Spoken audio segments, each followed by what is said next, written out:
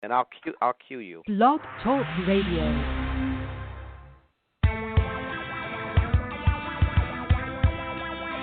Thanks for tuning in to Fire Engineering Talk Radio. Each week, our host will introduce you to a various cast of characters you will only find here. Each host will share experience, knowledge, and expertise regarding their years in the fire service, allowing you to call in and speak with them live, an experience you can only find on Fire Engineering Talk Radio. So thanks for joining us. Enjoy and stay safe.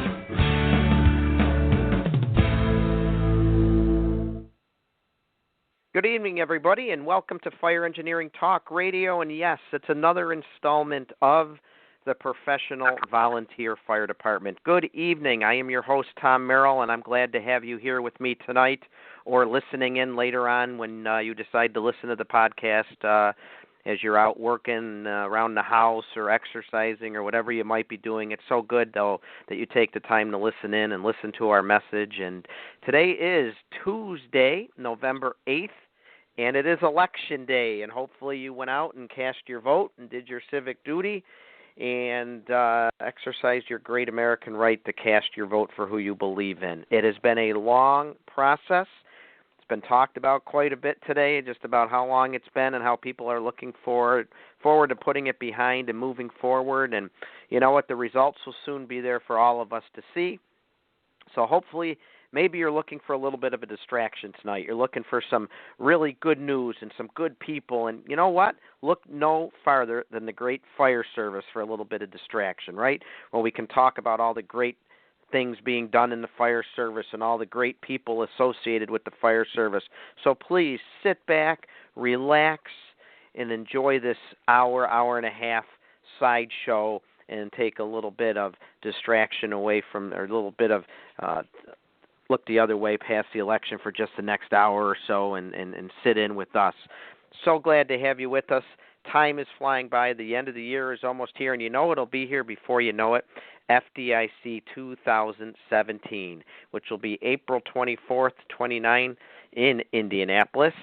And again, Honeywell and DuPont Kevlar are making these fire engineering shows possible, and they are also providing scholarships to 20 deserving firefighters or first responders, paid full scholarships, including travel, including accommodations, to attend FDIC next year. And again, it'll be April 24th to the 29th. And the scholarships available to residents of the United States and Canada. It's available to career paid firefighters as well as volunteers. Firefighters, EMS personnel, hazmat personnel are all eligible. To be considered, you must be nominated by a fellow firefighter or a department peer. The nominations must be approved by the chief of department. For all the information for the applications, go to the FDIC website, or you can also go to the Honeywell FDIC 2000 Scholarship website, and you can find that by simply Googling it.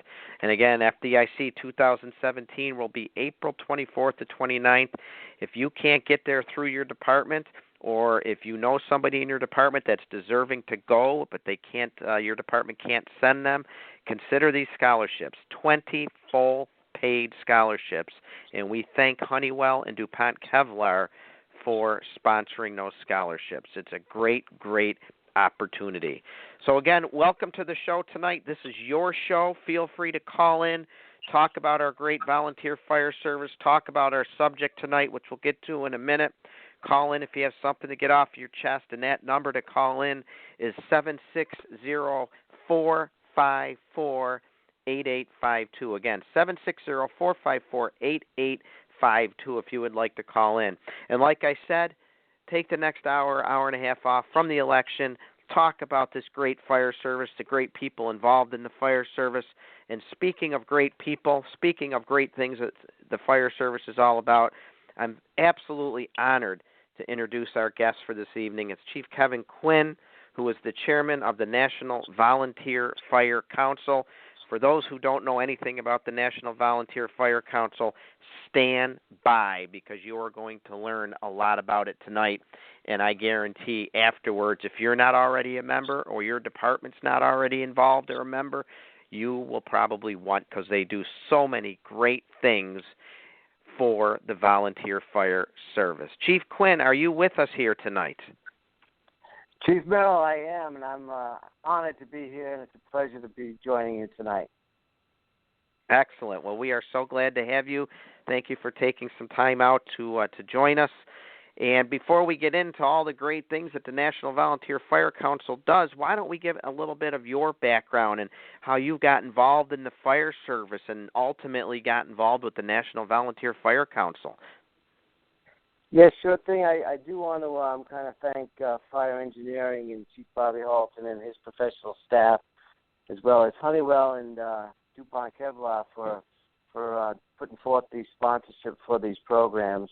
It says a lot for fire engineering on these blogs, these radio blogs, and certainly speaks highly of you, Tom, for your work you do. So thank you for hosting each time, and we much appreciate the work you do.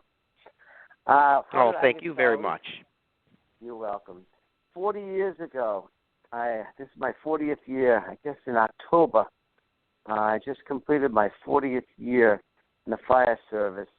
I did have a brother that was on the Providence Fire Department. I live in Rhode Island, but I never had any interest in the fire department, even though my brother was on, one of the major municipal departments in the state. I happened to be at dinner one night, and our neighbors knew that we just moved into the area, and the town I was in was a volunteer fire department that I actually did not know anything about. I didn't really know it was a volunteer department, so I didn't have much information. But my neighbor said to me, Kevin, if you're ever interested in learning more about the fire department, we train on Sunday mornings. You stop by the station.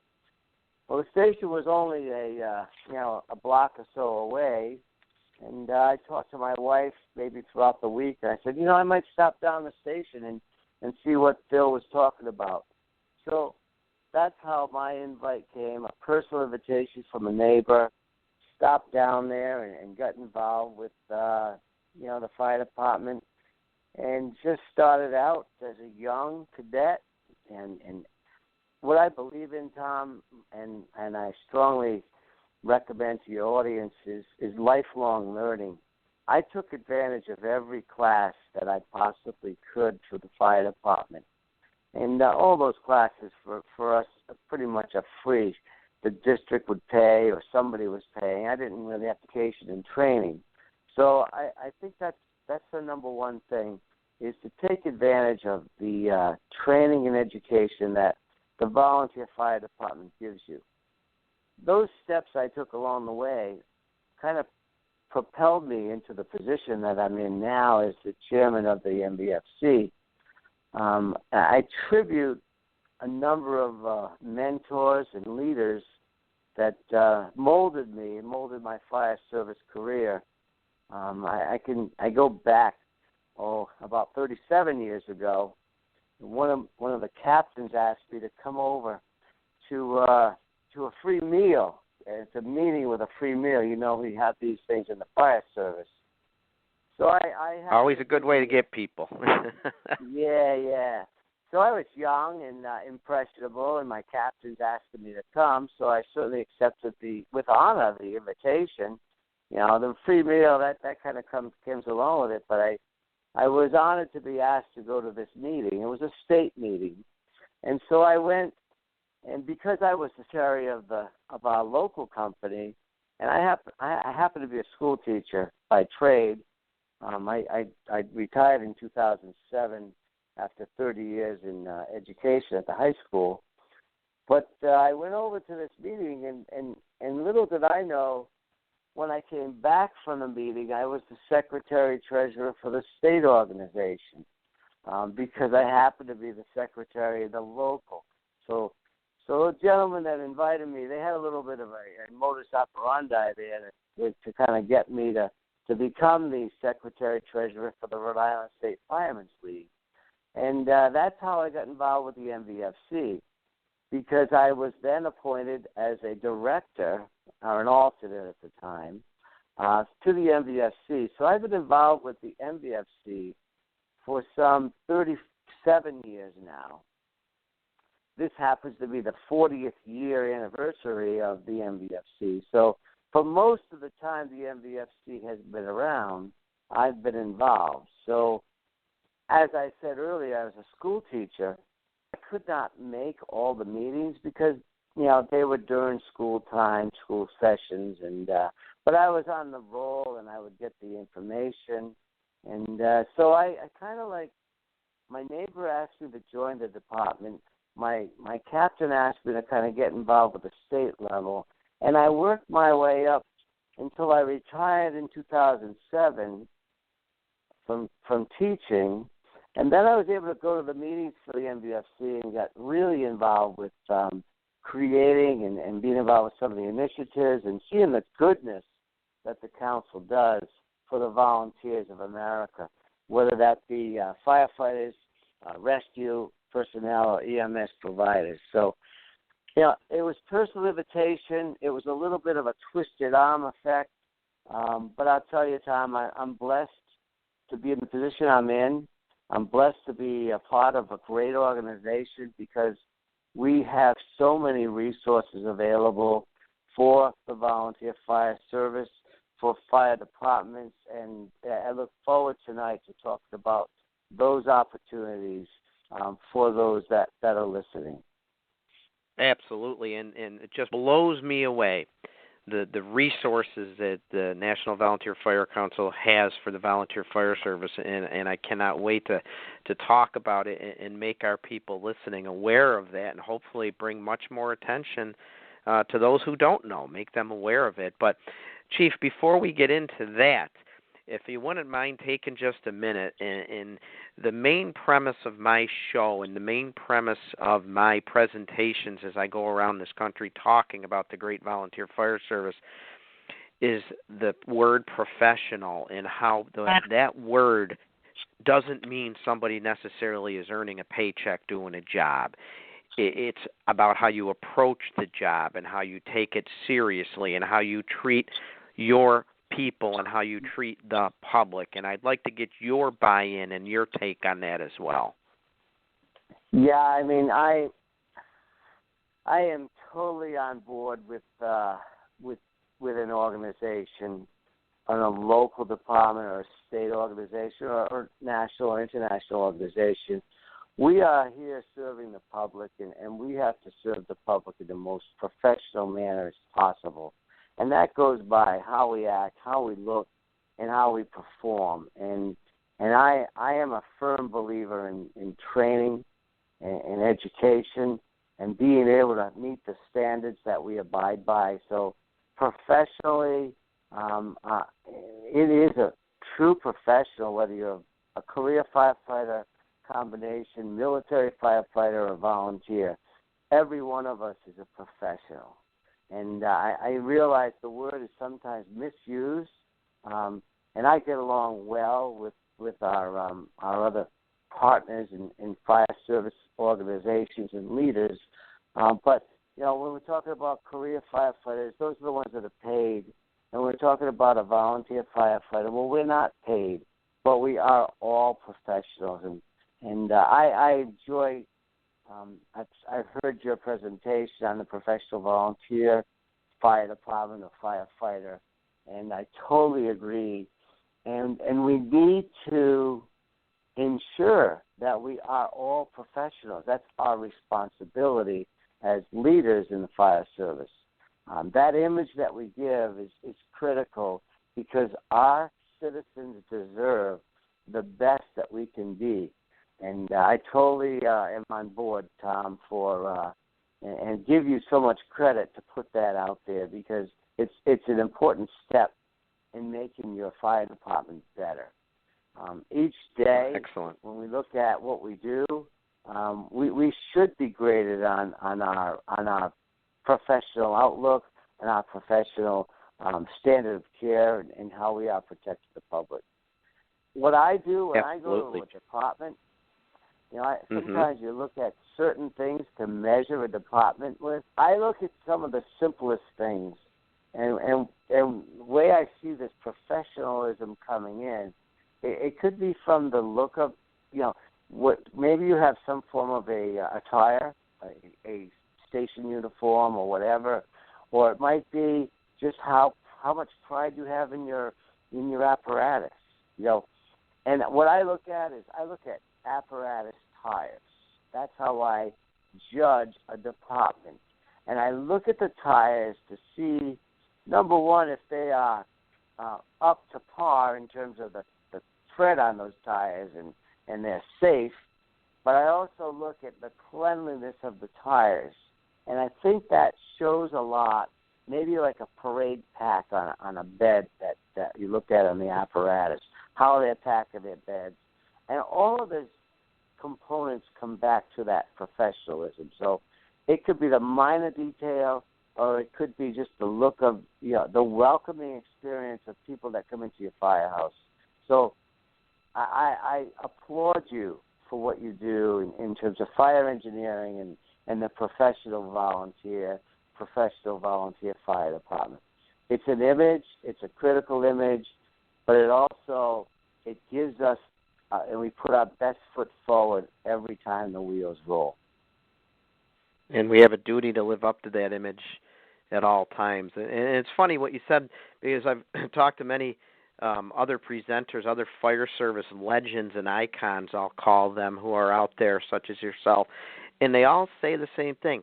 They can tell they set foot in a firehouse. They can tell a lot about that firehouse and the firefighters associated with it and how they treat the job. And we can call it a job because it is a job. They can tell just by the look of the apparatus bay and, like you said, how the rigs are taken care of and how the firefighters themselves look and act, and in an instant know if this is a well-put-together outfit, a professional outfit, or not so much. And it's interesting that you say that, because that is shared by many fire service leaders throughout our land. Yeah, I think it's a critical piece. When you look at, and it falls on the shoulders of those fire service leaders, and the fire chief and the other officers within that company. And I think it's important, Tom, also, because sometimes I work really, really hard with certain departments to try to get them the resources that we might have available. And there might be a grant or whatever that's out there from the NVFC or from the AFG or whatever. But sometimes it's tough because I'm going to give an example. There's a lot to juggle as a fire chief. You know that. But here's an example that I came across, and I use this a lot. I was trying to get a grant to a certain department in my state, and it was just a matter of a simple documentation that the chief had to fill out.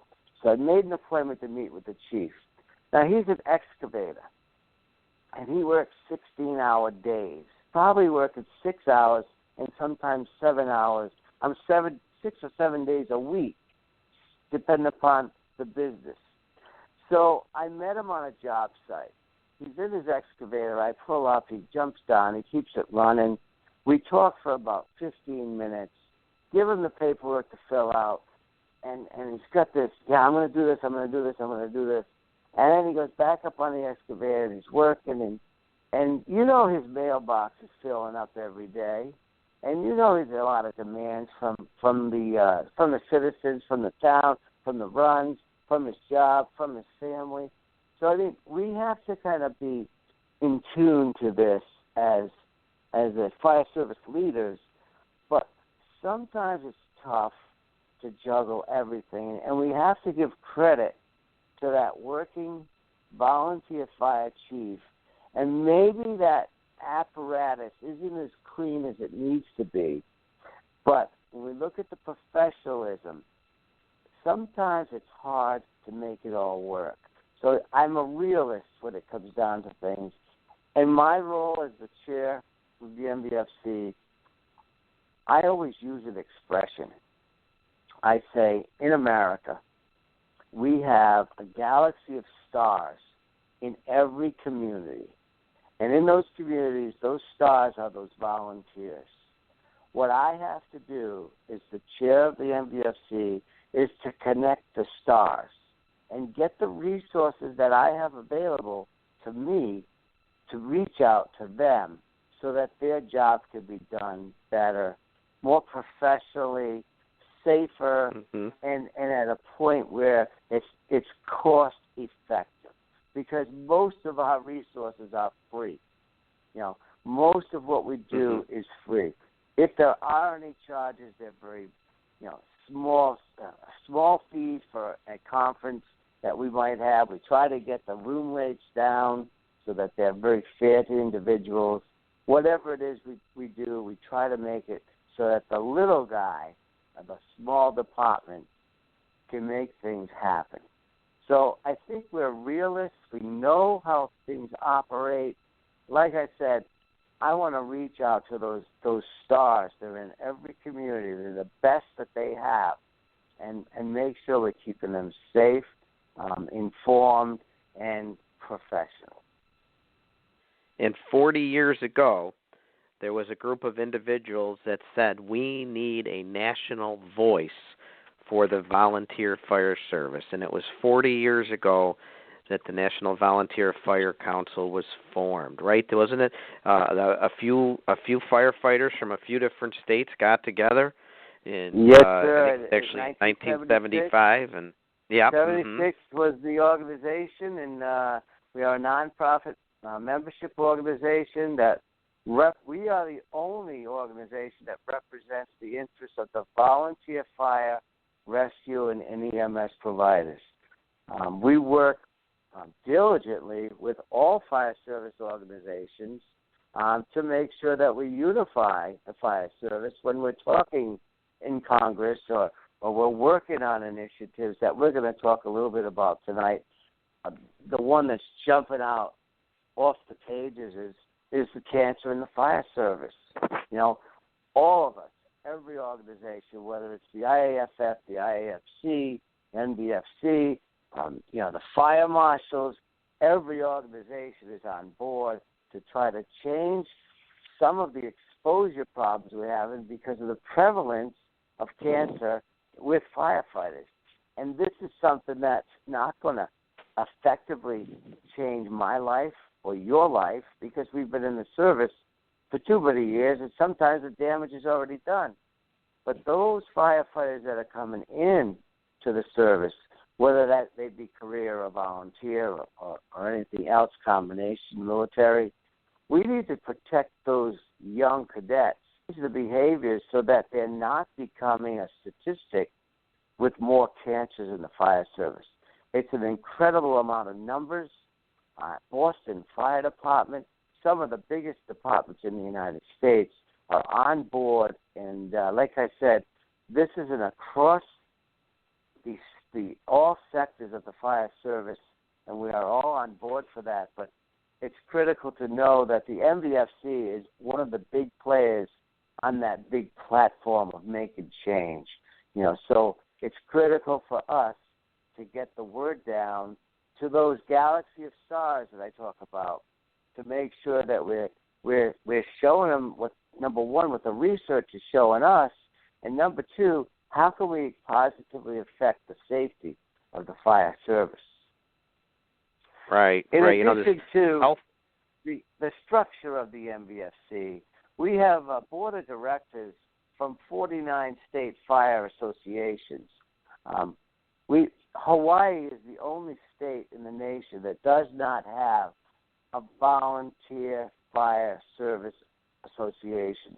So we're 49 member state associations represent the board of directors. So my board of directors, and you think about this, you run a board of directors meeting, I really have like 98 board members.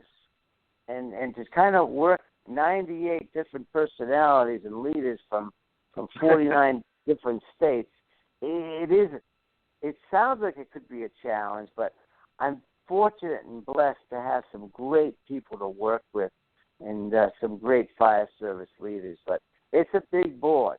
But we have big shoes to fill, and we have large initiatives to make happen. So I'm honored to be the chairman, and I've got a great cast of characters for sure. We do work. I was fortunate enough to meet so many of them this back in Dallas in June. I met so many of your constituents, and oh my gosh, what a professional staff! What a great group! Yeah, and you know what the amazing thing of this board, if you look at what their career is, you know, and then you add in, we all run simultaneous careers. You know, like I said, I was a school teacher and a firefighter for all those years. But, I mean, I've got a wealth of knowledge. I've got a number of attorneys on that board. We've got so many different stacked individuals with so much talent.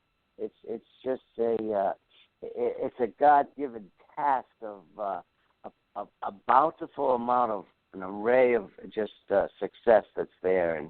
And they are all, many have been in the fire service for a number of years. So they've been around the block, and they know that the programs, the resources, the initiatives, and the needs of the emergency fire service, we have to get down to the volunteer level. We've got a couple of one. I was just going to say, you talked about one big one already. You do so much for the fire service and the cancer awareness, pushing that down to make our firefighters aware that, hey, this is real. This is scary.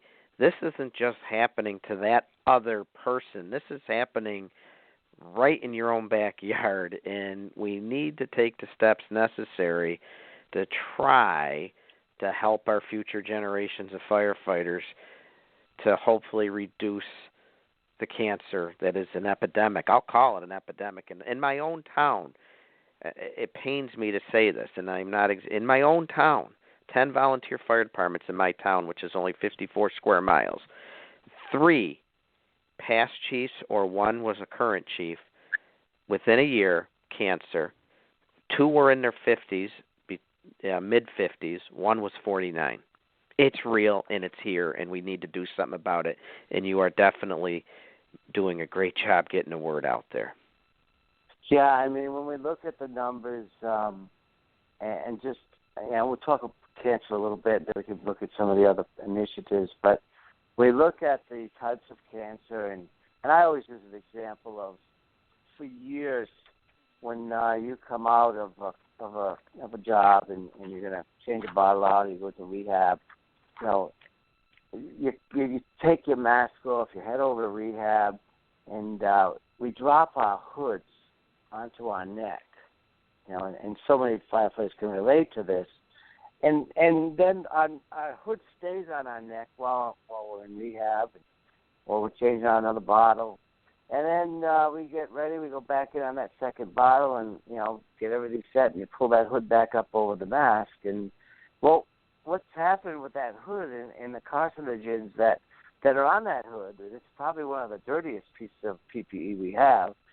Well, the absorption rate on your neckline is like a 700%. So as that hood's sitting on your neckline, you know, we're absorbing this through our skin, and the thyroid problems of cancer in the fire service is so high in terms of the general public. So, you know, the hood is a bad piece of equipment. We need it, but we need to get it off with the mask, you know. So comes the hood as soon as you can. And we recommend that we're pushing for 2 hoods to be issued to your firefighters so that they can have a clean hood at all times. Some of the other things is just the basics, you know, making sure that you're on air through overhaul, making sure the atmospheres are cleared. You know, keep that SCBA mask on for the initial attack and through overhaul. You know, that's a critical piece. Anytime you're in smoke, you're in cancer. That's an expression that we've learned. With gross field decontamination is going on, where when you're on the scene, you're going to kind of leave your gloves on and just get a hose line and just rinse yourself off and leave the contaminants behind. So, you know, infield gross decon is something that we're looking at. You know, wet naps or baby wipes, having that available and cleaning yourself up on the jawline, you know, being able to change out immediately after the fire, or shower thoroughly after the fire when you get home or back to whatever facilities you have available. That salty look of that dirty look on the face or dirty gear, no more. We need to have clean gear. We need to kind of clean up that helmet, clean off your gloves, and like I said about the hood, get it cleaned out. And don't use your family washing machine. You need to have extractors and make sure they're available so that we're properly cleaning the gear wherever it needs to be cleaned to avoid the contaminants from our families. Also, as a volunteer, not to have your PPE in your vehicle, your personal vehicle, at least not exposed to your family and yourself, but to have it in some kind of a container that's going to be ensuring that we're not having the exposures. So there's a lot of things out there we're looking at, and again, just from a health and wellness and a nutritional point of view, tobacco products. We're recommending that those that are using them consider eliminating that, because the cancer that comes from tobacco products is a given. So the cancer it is an epidemic, and it's something. And Chief, don't you guys? It doesn't. The National Volunteer Fire Council, if I remember correctly, they have a great poster for cancer awareness about 10 steps you can take to limit your exposure, and just hopefully. Is that on your website? It's 11 steps, and it actually comes from the Fire Cancer Support Network that we work in conjunction with them.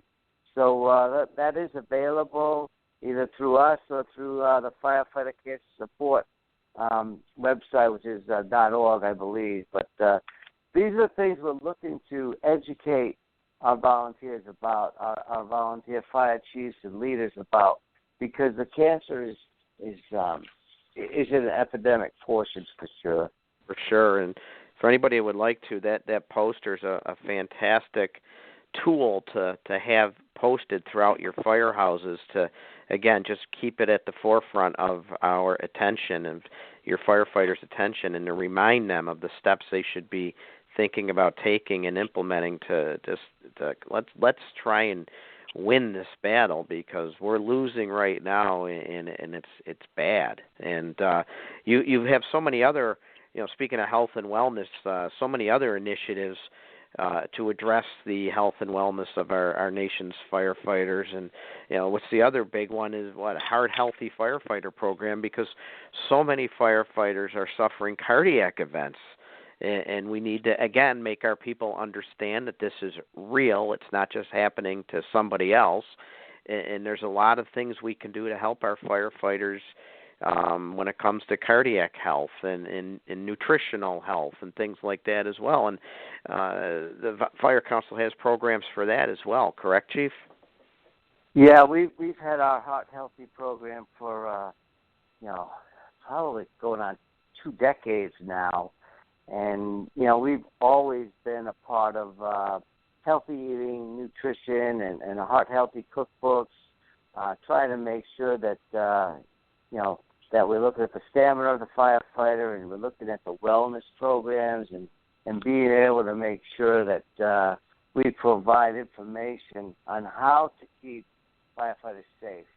And the Heart Healthy, we take a look at just statistically, Tom, when you look at the line of duty deaths, it's every year, it's 55% of the line of duty deaths in America are all cardiac events of one sort or another. So looking at the cardiac piece and looking at protecting those assets, we really need to kind of change behaviors, whether it be obesity in the fire service, in the volunteer service, or the career service. But you have a job to do, and we talked about earlier in the show about that professional image.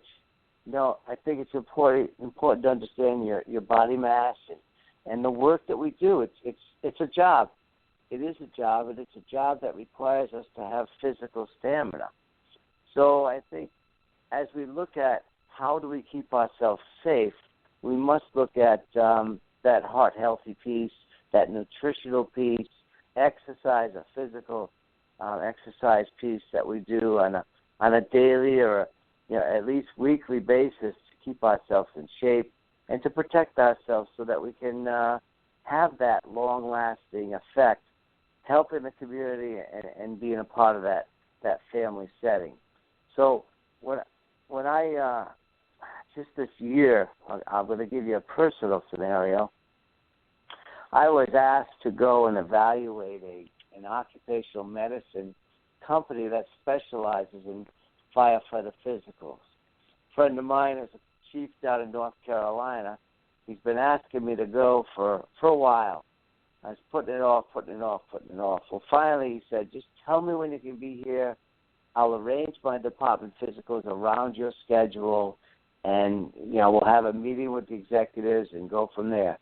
So I went, and when I went, I participated in the physical, and the physical was pretty comprehensive. It was not a full 1582 NFPA 1582 physical, but it was a modified occupational physical for firefighters. The doctors knew what they were doing. So I participated in the physical. When I was done with the physical, the results came in, and a doctor pulled me aside. He said, Kevin, we're gonna have to take a look at this EKG together, because there's a little bit of a depression here, and it's going to warrant further testing. And so I said, okay. And then the owner of the company asked to kind of waive my HIPAA rights, and he wanted to talk to the doctor about my results, and I certainly said yes. So he then got the results, and he brought me into a conference room. The two of us were sitting there.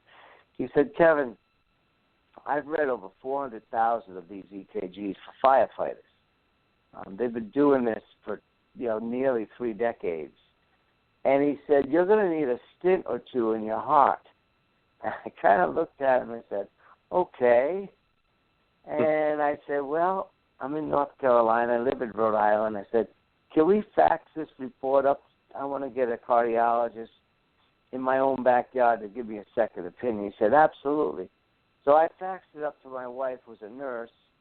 I told her to get a cardiologist to give a read to this and give me an opinion. Within an hour of the stress test, my cardiologist, which I never had before, he read it and he said, yeah, we need to have further testing. Well, the individual that told me I needed to have a stint or two was incorrect. By the time I went through all the testing for whether, a thallium test, a nuclear test, a diagnostic cath, I ended up having just 7 weeks ago a quadruple bypass. Now, when you think about that, Tom, that firefighter physical picked up something that I needed to save my life, and I did not have any signs or symptoms whatsoever. Had I not gone down and checked out this occupational medicine company, I would have went to my own physical, my primary care physician, had a physical, passed the physical. Because I had no signs or symptoms, they would not have given me the test that was a part of this occupational medicine firefighter physical. So I would have passed my physical, I would have went on, and I had major blockage, and I probably would have had a serious incident, if not worse, had I not gone down and tested this firefighter physical. So it's a godsend for me. I feel great right now, but I feel blessed the fact that they found and discovered this, and now I'm still on a medical leave from the fire department, and I know that's a fear. When you talk about firefighter physicals, it's like a fear because if they find something, they're going to throw me off the department. Well, in my case, we found a quadruple bypass was needed. It saved my life. It keeps me with my family. Realistically, I'm going to be off the department for 2, maybe 3 months, okay? But when I get clearance and I'm going for my physical to drive on Tuesday. So I'm hoping that I can at least drive the apparatus come next week. I won't be able to put an air pack on probably for another month or 6 more weeks. But when the time comes, I'll be able to protect the community again. More so, I'm going to protect my family because I'm going to be around. So we look at physicals, and we look at heart healthy, and we look at the challenges and also the downside of a firefighter thinking, oh, no, I don't want to get a physical because they'll take me off the department. We are the most important pieces of that department. It's not that piece of apparatus or the thermal imaging camera. It's the men and women that are volunteering their time, or they're on their career job and they're giving their time. We need to protect our firefighters because if we can pick up something early, an early intervention, we could save lives within our own, taking care of our own. And if we could take care of ourselves, have our health, then we could take care of our families and we could take care of our communities. So we in the NVFC, and it was not because of my situation, because we've been talking about a position statement that says we recommend all firefighters, volunteers included, to get annual physicals. And that is to protect the firefighter, and which in turn will protect the family, which then again can protect the communities. Because we're picking up early, interventions on cancers. We're picking up colonoscopies. We're finding there's a lot of polyps going on that if left unfound, it's going to create more problems. So early intervention, physicals every year, a proper physical. Now, our policy statement says it's a 4-tier that we're giving the fire service the authority having jurisdiction. The gold standard, the NFPA 1582 physical. Below that is the modified occupational medicine physical, which is what I participated in North Carolina, which saved my life. The third one is a DOT level physical for commercial driver's license physical. And then the fourth level, the at least do something level, is the Affordable Care Act physical that comes through our health care. Now that physical is minor in comparison to a 1582 or to a modified occupational medicine physical. But we're pushing because we believe that we're going to save lives and save communities and certainly allow families to have their loved ones much, much longer. So my story is compelling. It also is a wake-up call for the fire service because it's critical that we protect our human resources. So I'm blessed to be able to share it, and I feel great right now. Let me just end with this piece on this, on my story on the physical. My doctor told me, he said, Kevin, you don't know what good feels like. When I change out these vessels, you will then know what good feels like. And he was so right. So I had a great surgeon. Wow. Went through a great recovery. I'm talking about 7 weeks ago, I was on a heart lung machine. And now life is great, and I'm really looking forward to getting back to driving the apparatus. I drive a ladder truck when I'm in town and I'm not working in some circuit for the fire service elsewhere. But I went back. I retired as a deputy chief in my district when I was elected as the chairman of the NVFC. But 2 weeks later, I went back to my roots, my first station I started at. I'm a professional volunteer. and I love and proud riding of the ladder. it. And working with the younger guys, they still call me Chief, but they know I'm just one of the guys now. So, you know, I'm able to do that and continue doing that, even though I'm on a medical leave right now.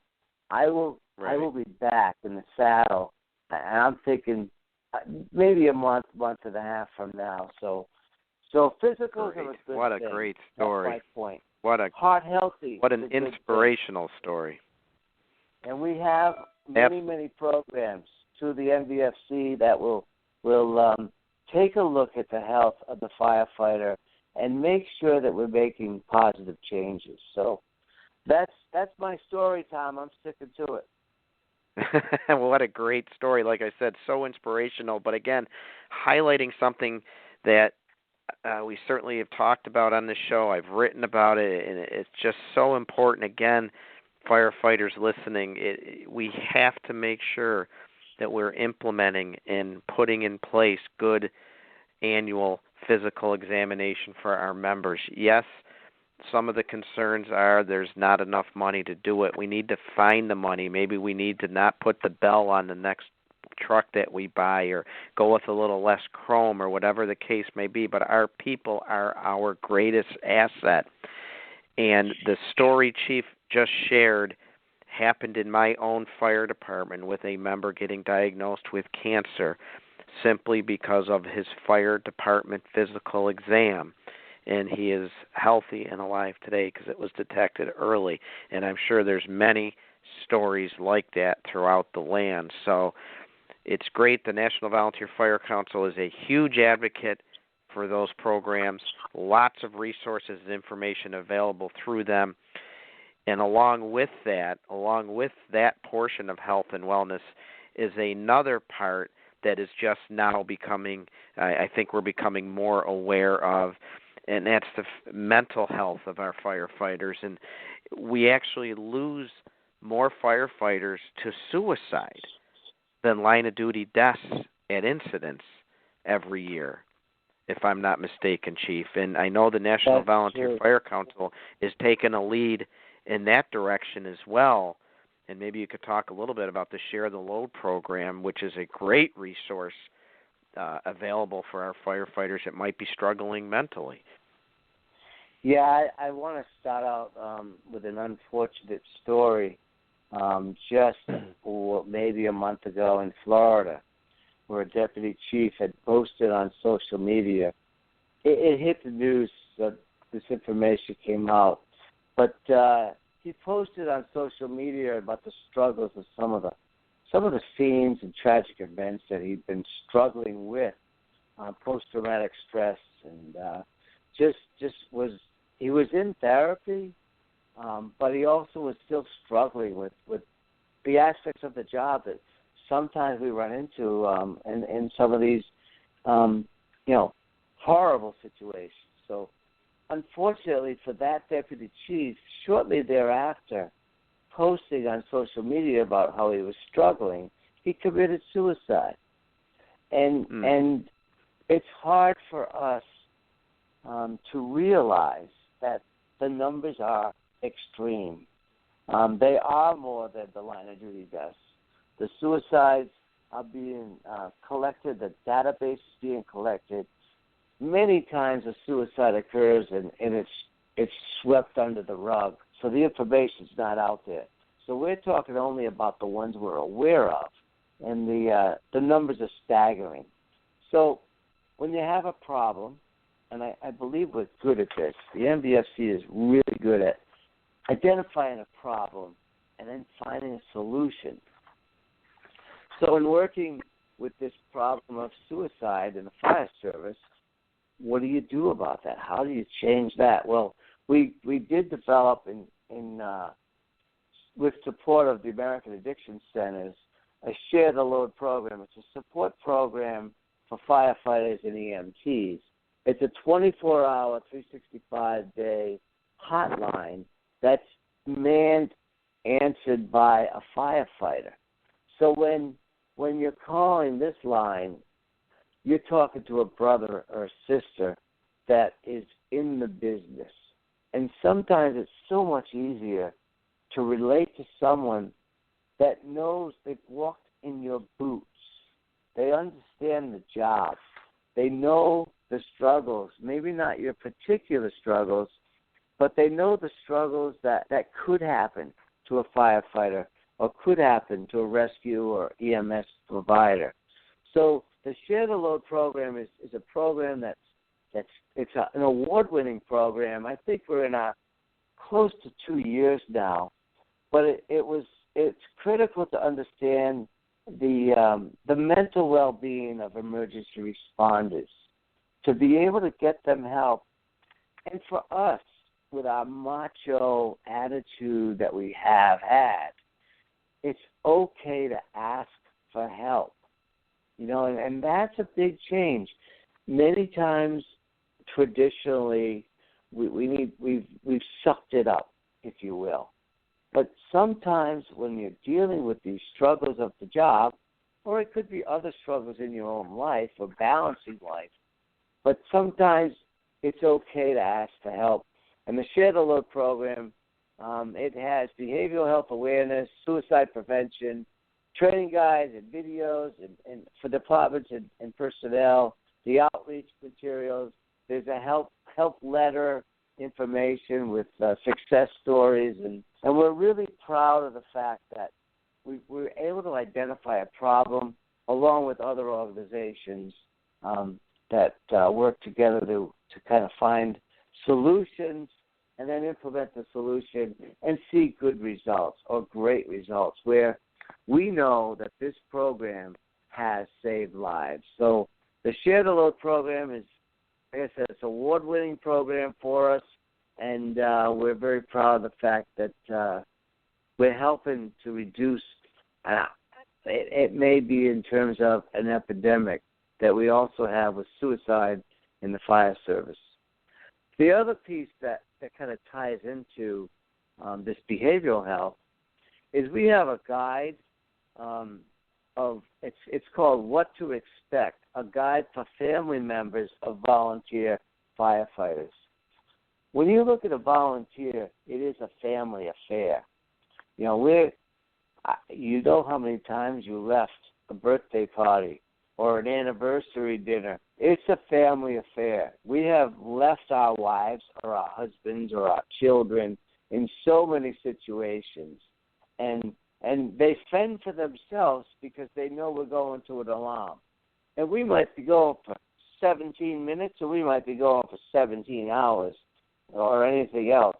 So it's important for us to, as a council, to put together a guide to help families understand what is it that this volunteer fire service or my volunteer firefighter, what is it that they're getting involved with, and how is it going to impact us as a family? So it's a great publication. It goes through clear expectations of what a volunteer does and how they're protected, because it's important to know that in my district, our motto is safety always. That's on our sleeve of our shirts. And every department wants to maintain the safety of their people. So the Family Guide of What to Expect is a great publication. Again, identifying problems, finding solutions. That's what the NVFC does. Absolutely. That's fantastic. And, there's just so many incredible resources available, as I mentioned earlier, even just with the health and wellness. I know the National Volunteer Fire Council has available so many online courses. I mean, it goes on and on. Information on how to address substance abuse problems, how to handle behavioral health issues with links to the Share the Load program, injury prevention information, obesity information on how to properly overhaul and stress relief, and just many, many resources, and that's just on the health and wellness end of it. And I just want to remind our listeners, take 1 second here to remind our listeners that they are listening to Fire Engineering Talk Radio and another installment of the Professional Volunteer Fire Department, which is sponsored tonight by Honeywell and DuPont Kevlar, who are so kind to sponsor these shows and also award 20 full scholarships to FDIC for 2017, and we're so thankful to them for doing that. And tonight's guest, again, is Chief Kevin Quinn, who is the chairman of the National Volunteer Fire Council, and he's talking about so much that they do to provide support for our volunteer fire service and giving us a voice at the national level in decisions that are being made and all the talks involving the volunteer fire service. And if anybody would like to call in to talk to us, the number is 760-454-8852. I'll give it to you one more time. It's 760-454-8852. And Chief Quinn is chairman of the National Volunteer Fire Council. One of my favorite quotes of yours, which speaks volumes for what the Fire Council does do, is that the NVFC will continue to serve as the boots on the ground for the volunteer firefighter, EMT, and rescue worker, and never shy away from the big issues facing our constituents. That is a great, great quote and speaks volumes for what the National Volunteer Fire Council does. And you mentioned that family guide, which to me is so important to involve the family when we do get new members to let them know what this is all about. But as you know, one of the big struggles with the volunteer fire service is getting those boots on the ground, as you say, getting those new members. And that's a whole nother great list of resources and programs that the National Volunteer Fire Council has put together for their members, and that's recruitment of new members, retention of new members. It goes all the way back to 1997, I believe, with the introduction of an 800 number for national recruitment, 1-800-FIRE-LINE, if I remember correctly. But what is the National Volunteer Fire Council doing for our volunteer departments out there that are struggling to fill those boots? Yeah, and that was my platform. The boots on the ground firefighters, the boots on the ground volunteers, as I ran for election, and that's really where my heart is. My passion is for those boots on the ground. There's two numbers, Tom, I want to make sure the audience understands. One is 69% of this country are volunteers. So 69% of the United States are volunteer firefighters.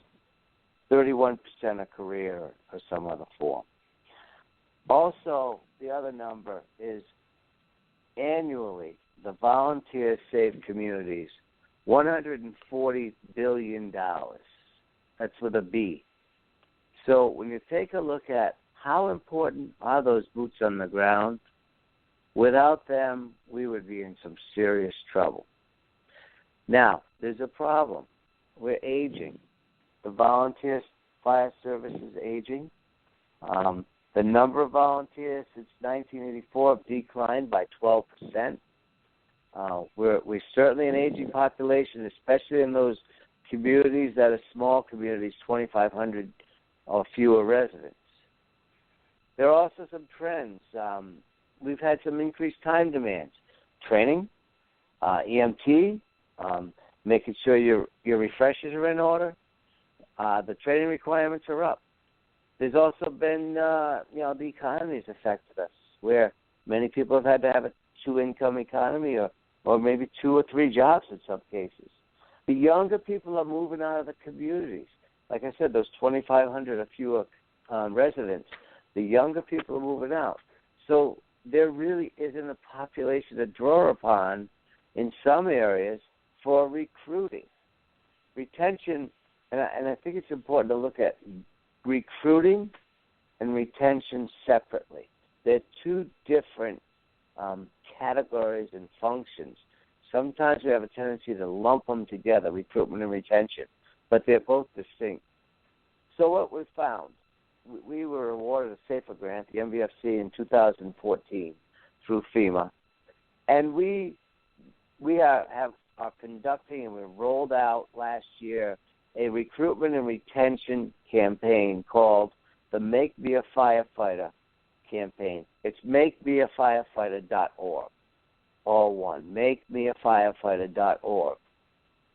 The other piece I should say now is if you're missing any of this and you need to go back, the website for the NVFC is nvfc.org, and all of our information is available there. So we take a look at the research because I said earlier, we find solutions. We identify problems, solutions. Well, the way you identify problems is through research. So part of our grant, we undertook gathering research to find out, what is it that people are looking for in terms of the interest in volunteering. And we looked at the millennials, those individuals aged 18 to 34 years old. We looked at women, we looked at minority populations, and we looked at those untapped audiences. Because even though young people might be moving out, well, there may be a population of women that are in that particular community, or there may be some migrant workers that are in that community. What you have to do is as a fire service leader, is to kind of mirror your community and be able to tap into those untapped populations that might be available. Research shows that among millennials, 44% have some interest in volunteering as a firefighter or an EMT. Remember when I started 40 years ago, Phil asked me to join. I didn't know it was a volunteer fire department. That's true today in many communities. They're not aware that you are a volunteer fire department. They're certainly not aware that you're looking for a few good men or women. So when I look at this, Tom, I think back. And I think back to when we were running calls years and years ago. The call would come in, we'd go and take care of business, we'd come back to the station, get the trucks ready, and go back home, or go back to work, or go back to the ball game, wherever we were. None of us ever wanted or needed a pat on the back. We did not require that. We were just doing our job. Well, today it's changed. I tell fire service leaders this. You can't rest on your laurels like we did years ago.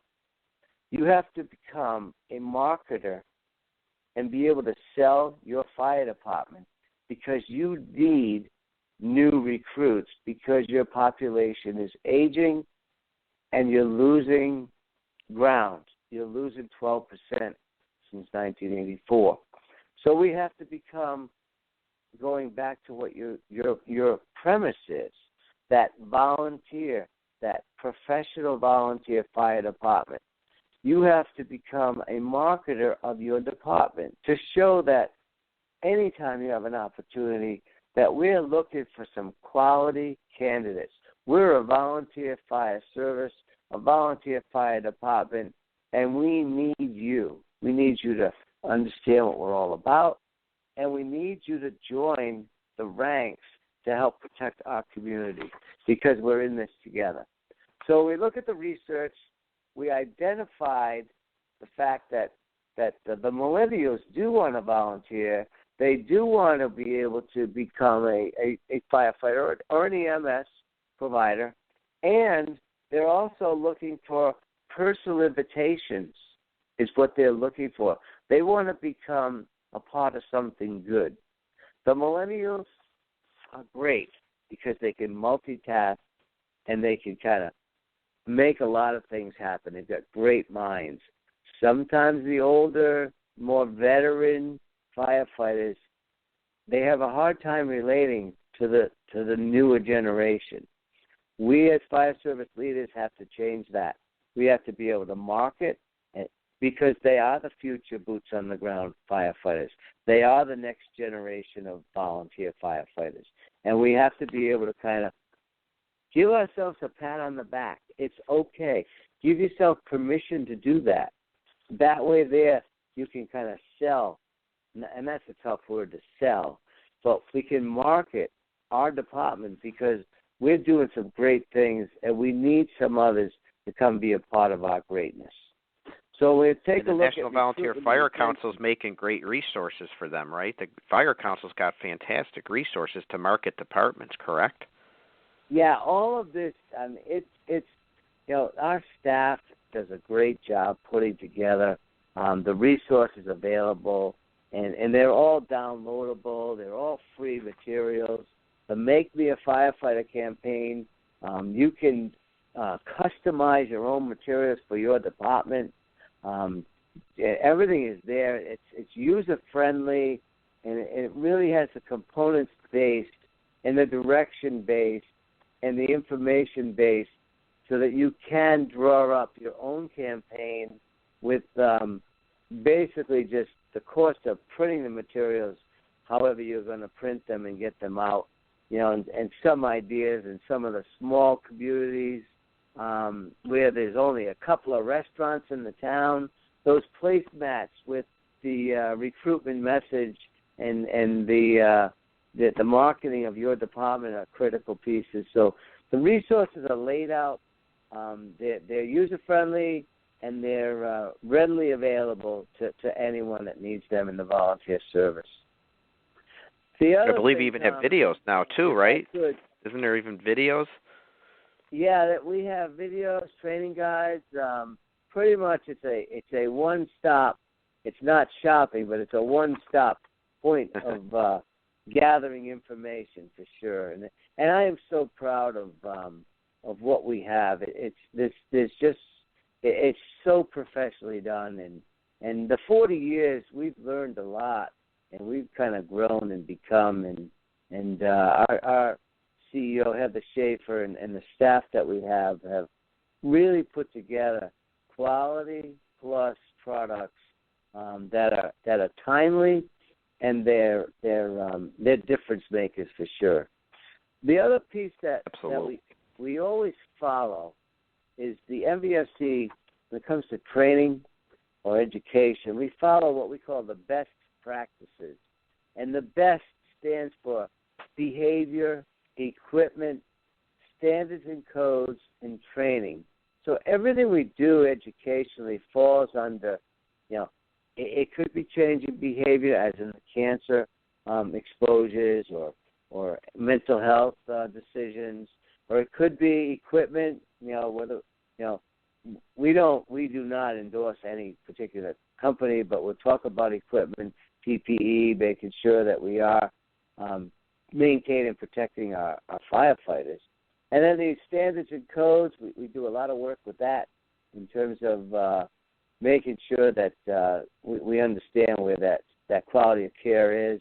And then training, and training is really the crux of what we're looking to do in terms of making sure that we're progressive departments and we are professional volunteers. Yeah, you've put together virtual educational programs for people to access online virtual classroom training available right through your membership in the National Volunteer Fire Council, which I just read a big thing recently.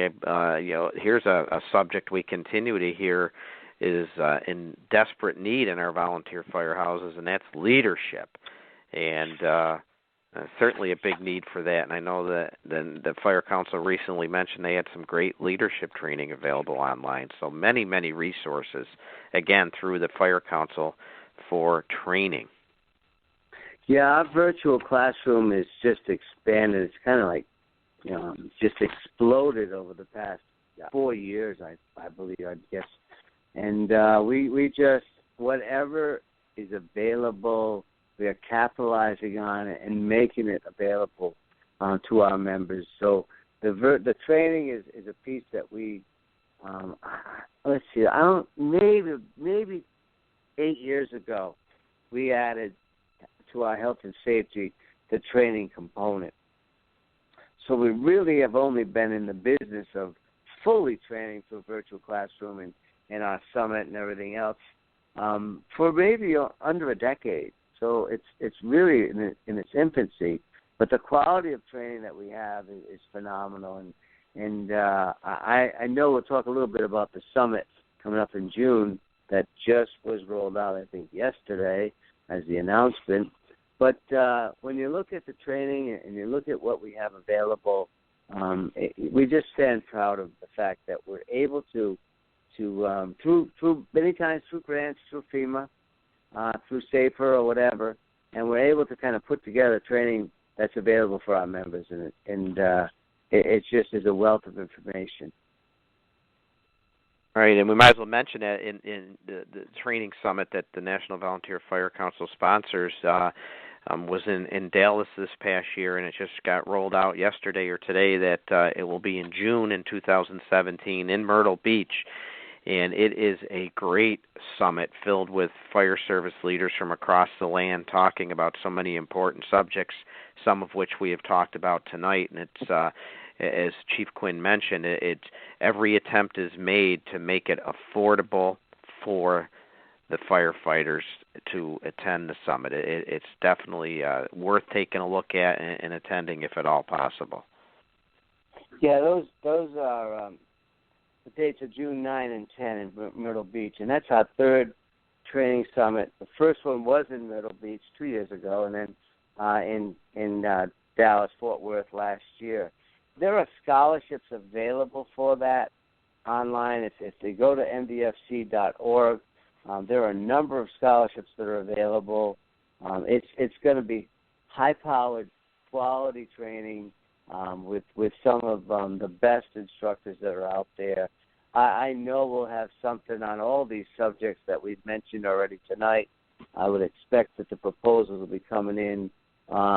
Again, we certainly know that cancer in the fire service is something that we need to get out there and get the message out there. And you know, the heart healthy, the physicals, or the share the load program, or whatever else that we've mentioned tonight, probably will be proposals that will be submitted.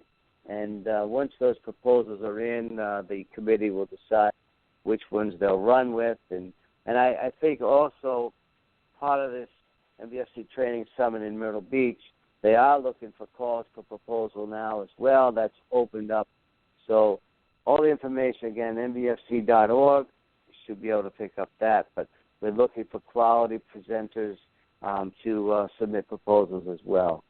But another thing that you do, you also, speaking of scholarships, you give scholarships to the symposium, but I believe the NVFC also gives 2 scholarships a year to Columbia Southern, an online university. Is that another benefit? Yeah, we're the partnership we have with Columbia Southern has been ongoing, and we're so grateful for their support. And the educational scholarships certainly have the letters we receive after from those that have been able to take advantage of those scholarships are phenomenal.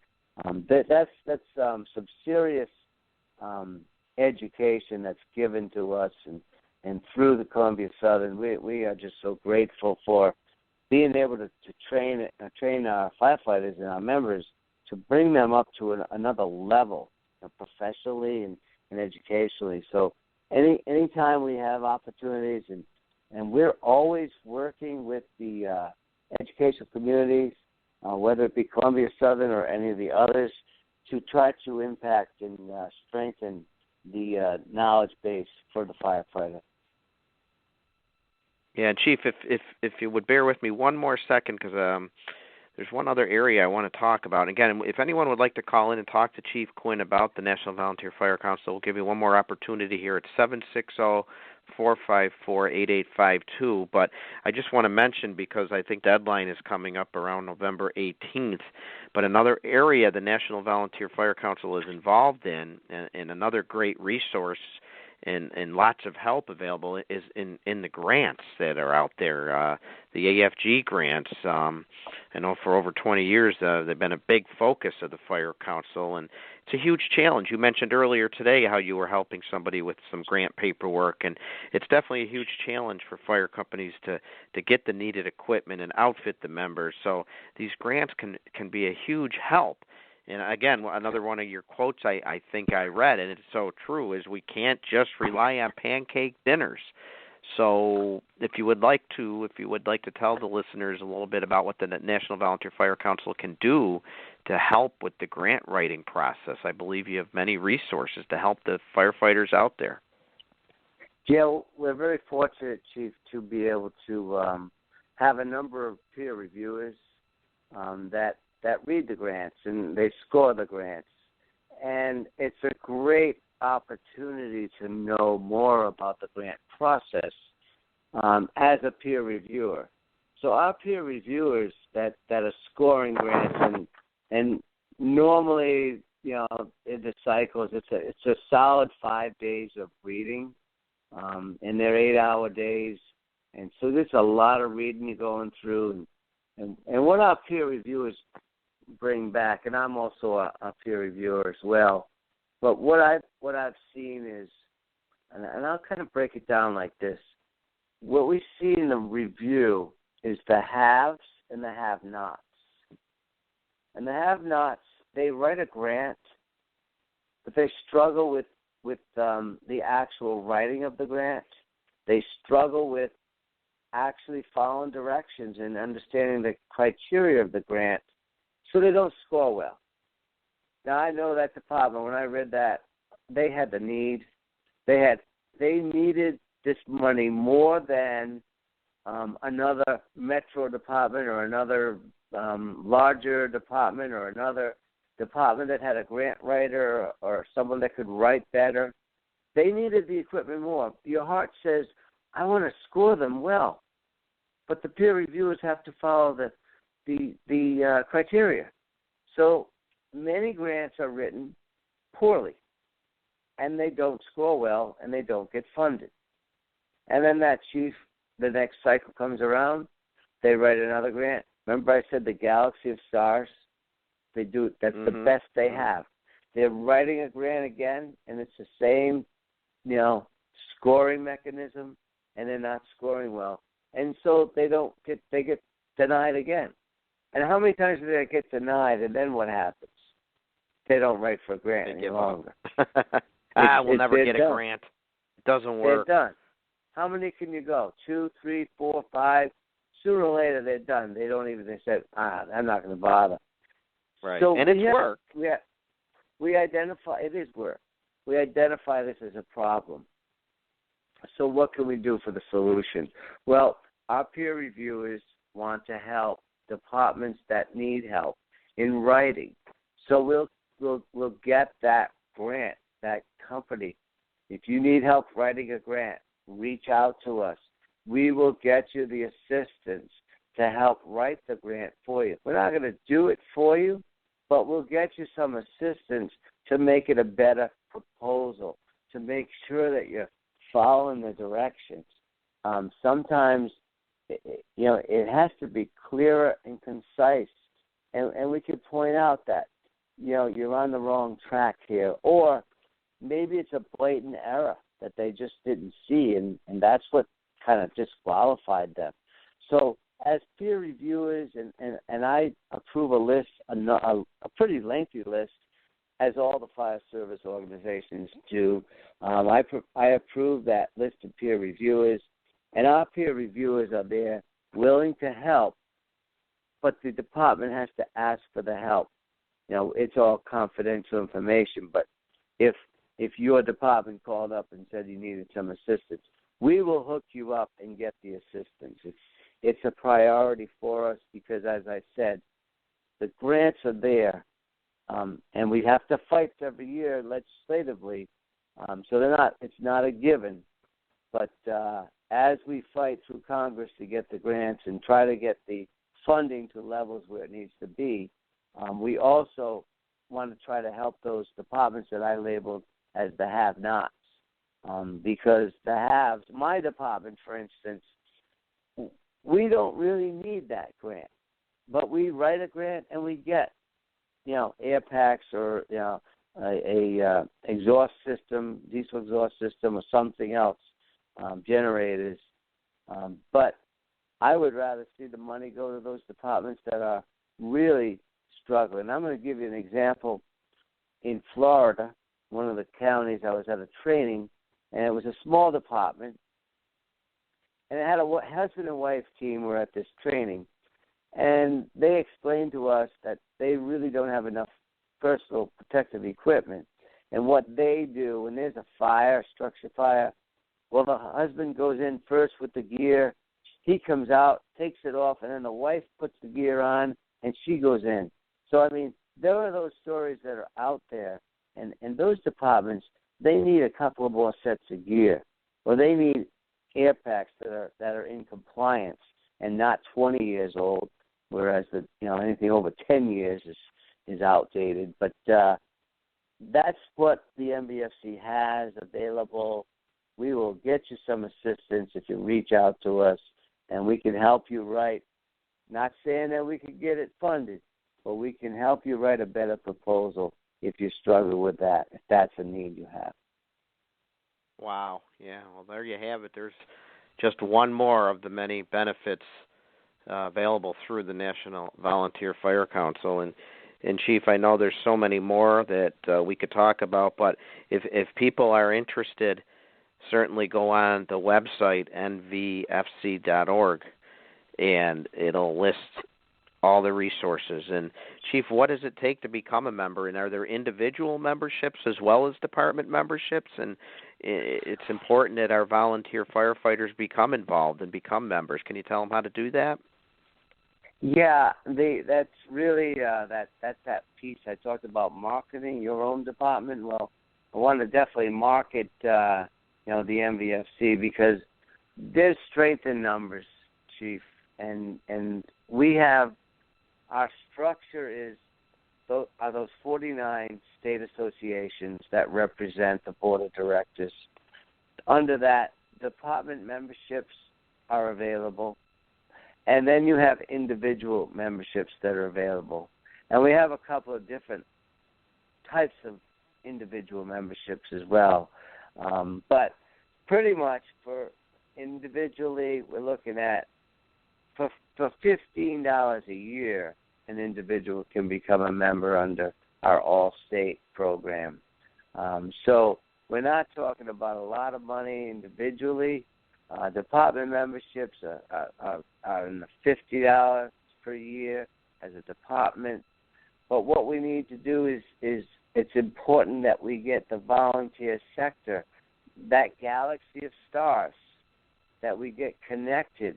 Because as we talk with Congress to fight, and it is a fight every year, for benefits for the volunteer fire service, and for instance, the grants, to maintain the grants.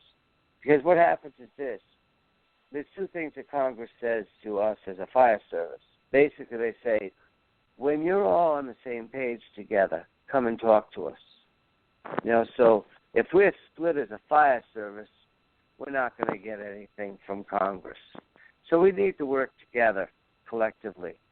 The second piece is when Congress is looking at the grants, for instance, and I said a number of fire chiefs or their designee are writing these grants and they're getting denied, and then they're stopping from even submitting anymore. Well, what happens is this.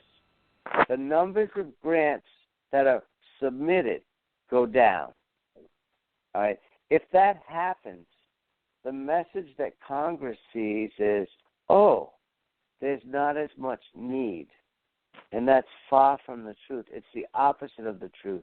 We need to have more applications coming in to show exactly what the need is because of those departments that are sharing gear, or they don't have the thermal imaging camera, or they don't have compliance air pack. Apparatus is venting, carcinogens in their diesel, right in the base. They don't have any exhaust systems.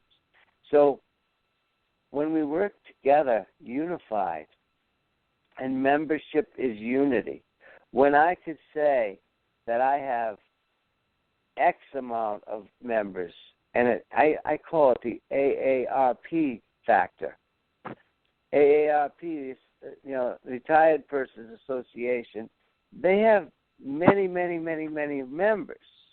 I'm a member of AARP. I don't know why. I don't have to use the benefits, but my wife made us join when I was 55 or whatever that first year was. But I call it the AARP factor because the discounts that they can grow for their membership is incredible. So that piece of membership, becoming a part of something great, the NVFC is something great. We're looking to grow our membership. We never had individual members until just recently.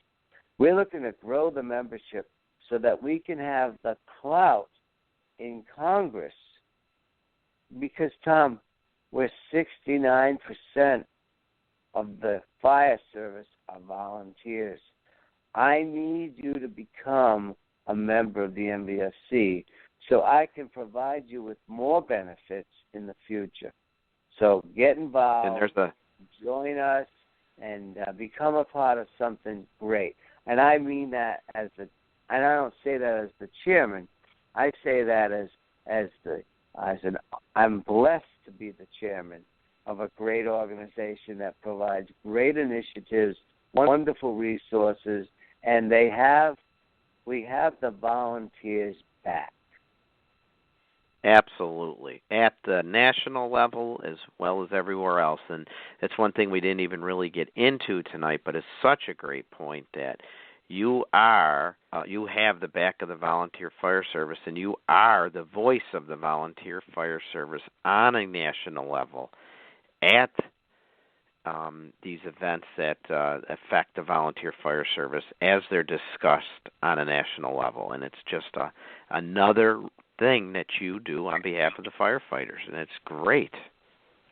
Yeah, and I don't know, I know we're kind of getting near the end, but I would like to just, if I could, I just came back from Greece, and that was my goal with my recovery. When I talked to the surgeon with this quadruple bypass, I said, all right, I had like 5 trips that I had to cancel, and then I had this vacation/working vacation in Greece. So I said to the surgeon, and that was 5 weeks out from I had my operation September 16th, and we traveled to Greece October 25th. So I said, I know I can't do this, and this, but can I go on vacation to Greece? And he said, we can make that happen. And we did. Oh, wow. I did have to give up a week before a trip to Japan. I was a keynote for natural disasters, a conference and symposium, and fortunately Phil Stillberg, my predecessor, went and represented the NVFC at that.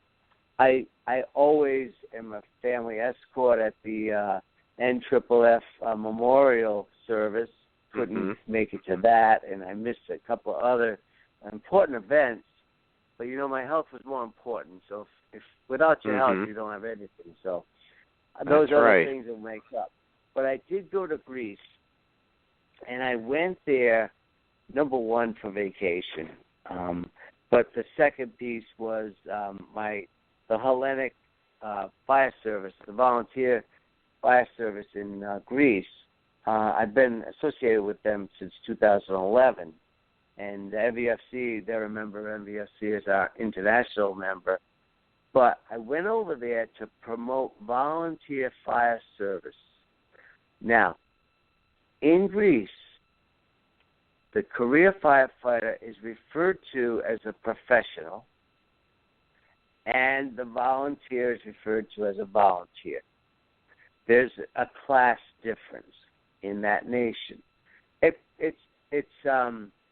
one thing to correct someone when they use the word professional in the United States, But when the whole culture is using it that way, it's hard to correct that situation.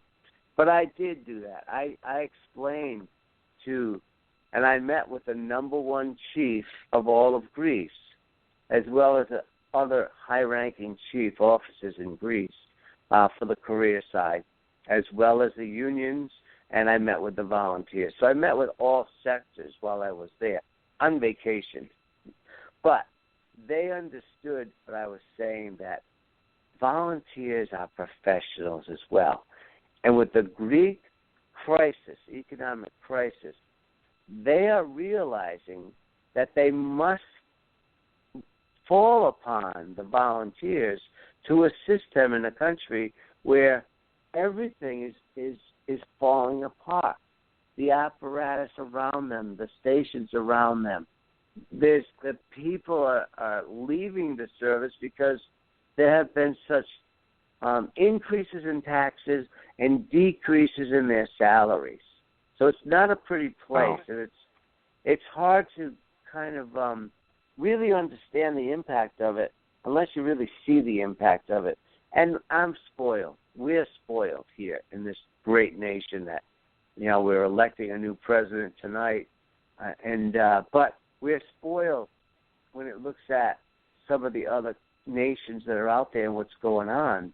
So I was promoting the volunteer fire service in another nation as a piece of the NVFC, and also to exchange ideas and practices and tactics and strategies.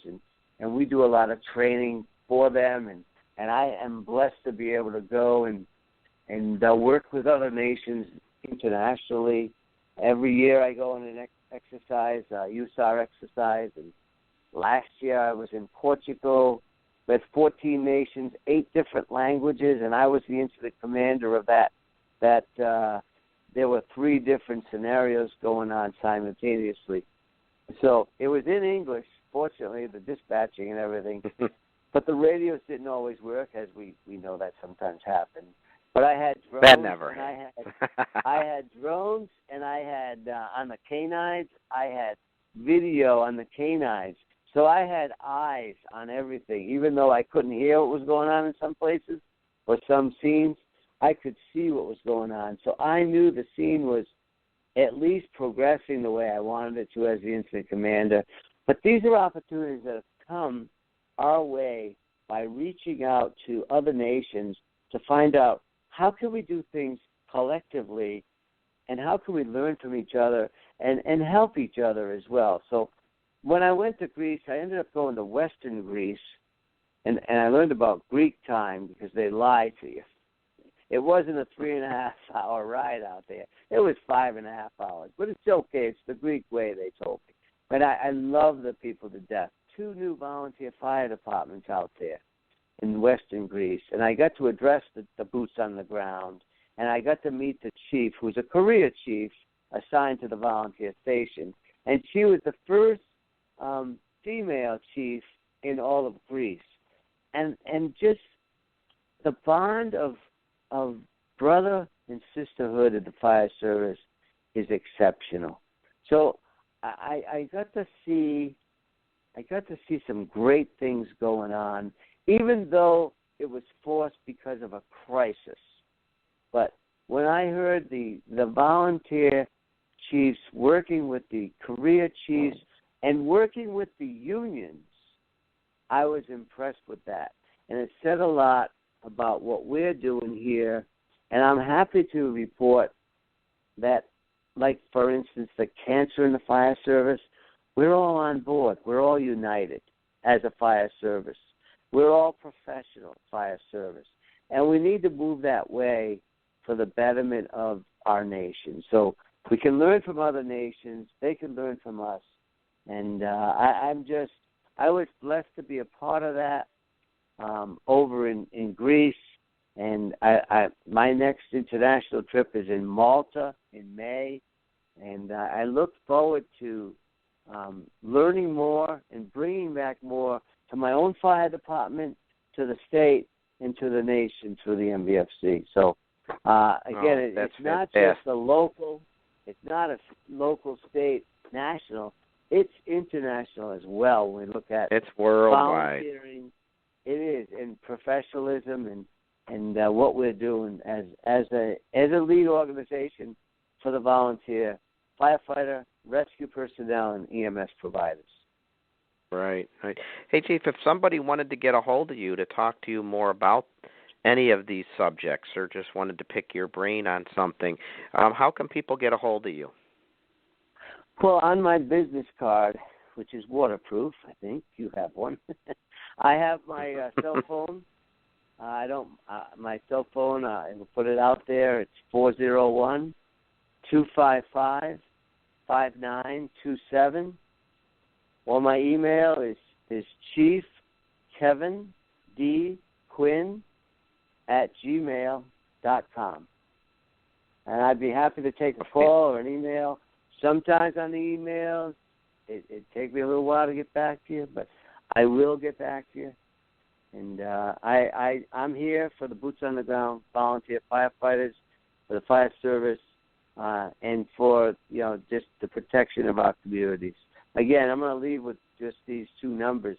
69% of our nation are volunteer firefighters, and $140 billion a year. I think the polls have all closed, so now we can go get an update to see where we're at on the projections. Tom, I thank you very much. Absolutely. It was a pleasure to be with you. I hope we can talk again.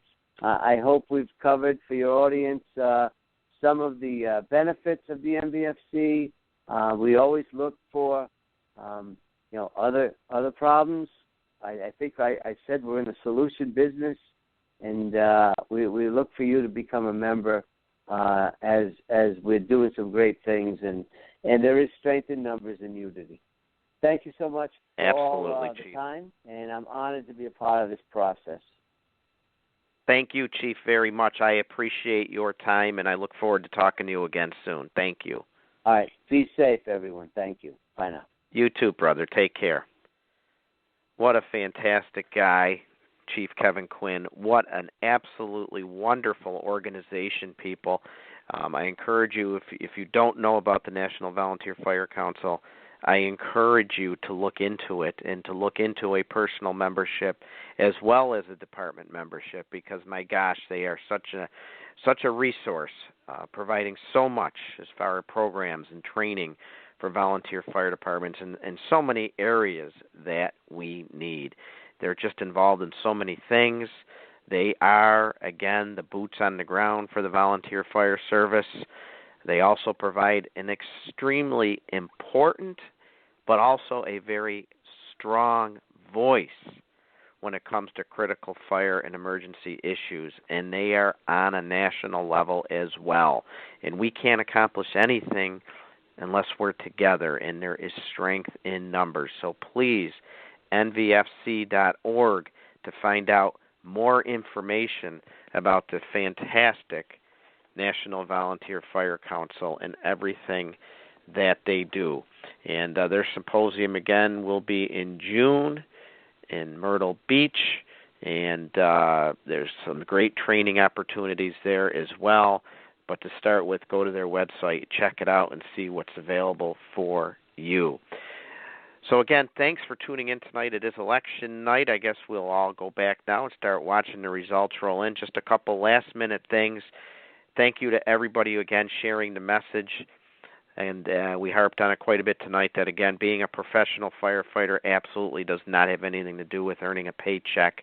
And it does not mean because you're volunteer that you can't be professional. And I just continue to meet so many great people throughout our fire service who share that message and share their stories with me and talk about it. And looking forward to taking my presentation in a couple weeks to the great folks in Frankfort, New York, which is just outside of Utica, New York. I'll be doing my presentation for them on the professional volunteer fire service, and we'll be covering some of the things that Chief Quinn and I talked about tonight.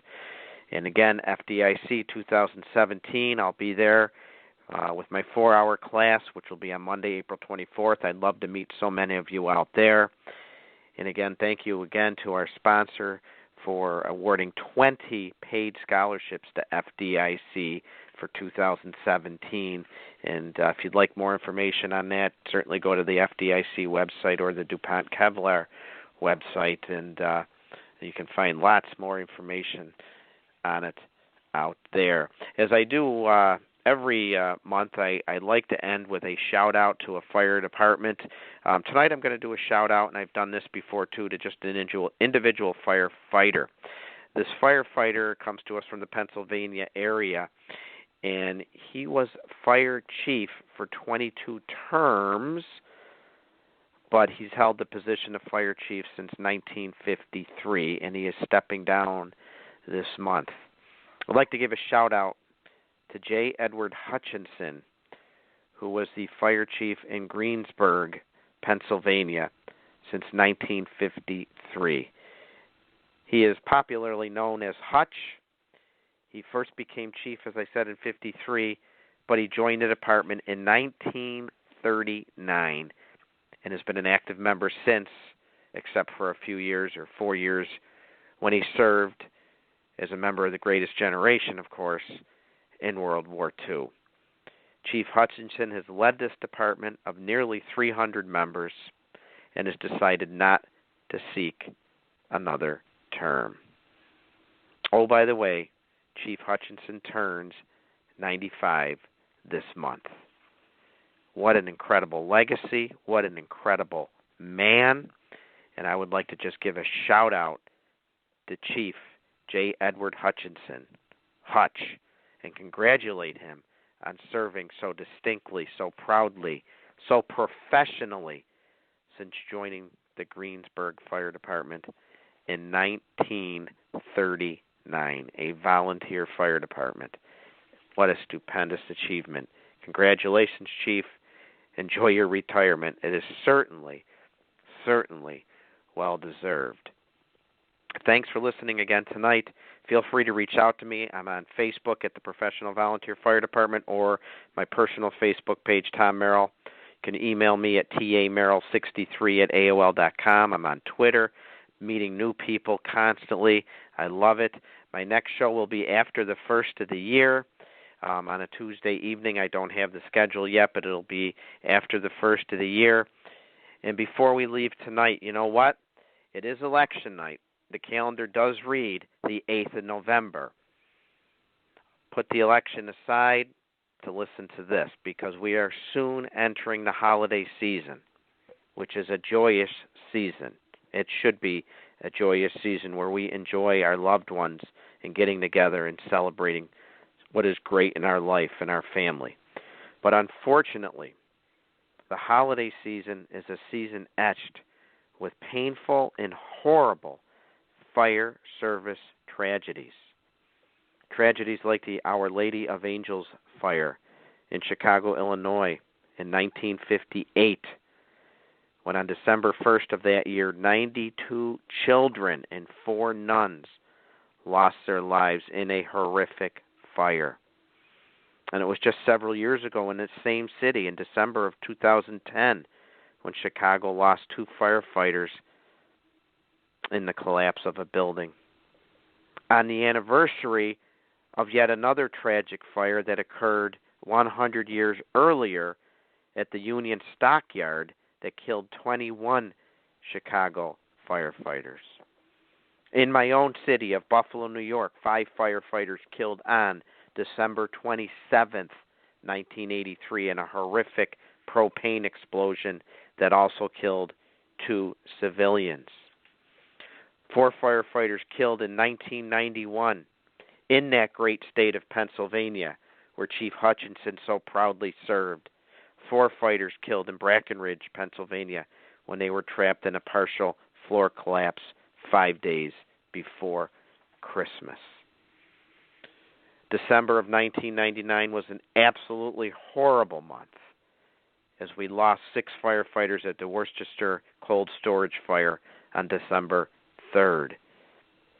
And on December 22nd of that year in Keokuk, Iowa, when that horrible residential fire claimed 3 firefighters and 3 civilians. You know, all of these rip at your heart. Tragic. They're terrible. I guess you can take some comfort that these firefighters died attempting to save someone in peril, perhaps a civilian, perhaps another firefighter. But they died trying to prevent this horrible destruction of fire, and they died trying to save others, upholding that sacred firefighter code, which makes it even harder to understand or make sense of what happened yet in another December tragedy from 4 years ago on Christmas Eve, when 2 firefighters responding to a routine car fire were shot and murdered in West Webster, New York. As we close tonight, folks, please remember their sacrifice. Remember the sacrifice of all of our firefighters who have gone before. Honor their sacrifice by learning what contributed to these tragedies. If there's any lessons that can be gleaned from them that we can hopefully talk about and learn from and implement steps in our home departments to maybe prevent those types of tragedies from happening there. Because even if some of them are simply unpredictable or not stoppable, no matter what, they do serve as constant reminders that what we do is very dangerous. We must never leave our guard down. Differentiate between a volunteer firefighter and a paid firefighter. Indeed, those few tragedies I just highlighted span both the volunteer and paid ranks. They serve as a reminder to always be on guard, always train, always be ready as you possibly can be. And as we enter this joyful holiday season, be safe, everyone. Please, let's work to ensure everybody in your department goes home. Thank you for tuning in tonight. Wherever you happen to be listening, please remember that developing, maintaining, and upholding a professional reputation is the duty and responsibility of all firefighters, paid or volunteer. Good night, folks. God bless.